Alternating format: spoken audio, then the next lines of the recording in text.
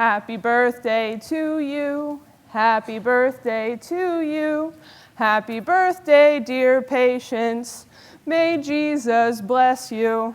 Hello, everybody. My name is Patience Pearson, and this is the version of the happy birthday song I grew up with. You see, I was born into the stereotypical white, middle-class, evangelical family.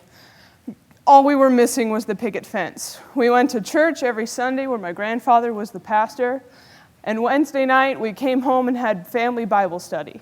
This continued as I grew older, and I had multiple church groups through high school. I even ran my school's Christian club, telling everybody around me about Christianity. I was that kid. I think we all knew one. It was natural for me to then take my Christian identity and go to a conservative Christian school and pursue my dream of becoming a missionary. It was then that my world fell apart. As it turns out, I had been using my Christian identity and the good girl view of myself to hide the things that were going on inside. I was struggling with depression and identity issues from the fact that I knew I was queer. So at the ripe old age of 17, I decided, seeing no hope in my future, to take my own life. As I was sitting one night after one of my multiple church groups in my car in the dark, suicide note in hand, I decided, for some reason, whether it was the text from the one friend that knew the truth or God himself, to give life one more try. So I decided that if I had found no hope in my past, I was going to disprove Christianity and live my life without it. So I began on this 2-year journey of studying and studying and studying, reading the Bible, going back to the Greek and Hebrew original texts, reading blogs and even the comments on YouTube videos. Please don't do that. And this crazy thing happened. In the midst of trying to disprove my religion, I stumbled upon this man named Jesus.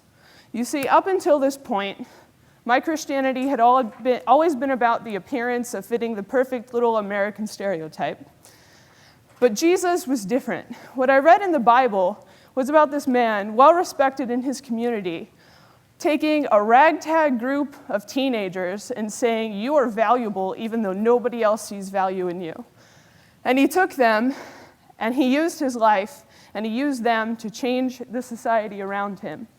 He spent his life healing people, teaching people, giving value to the outcasts that were cast down by religious people, sort of the way we treat Muslims, LGBT youth, and other minorities today. And he gave them value. He lived his life so wholly for other people that it even led to his death. So on discovering this man, I decided that I was going to live my life for Jesus as my God, and by doing that, I must then live my life wholly for other people.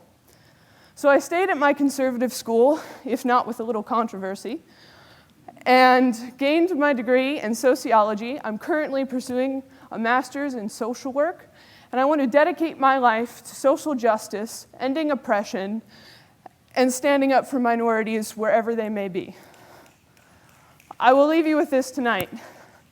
If you haven't quite figured out where you are, if you're still on that search for faith or perspective, keep searching. I promise that it will be well worth it.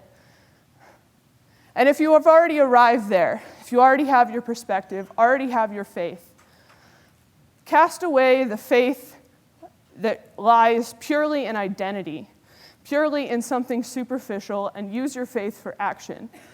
Because a private faith that does not act in the face of oppression is no faith at all. Thank you.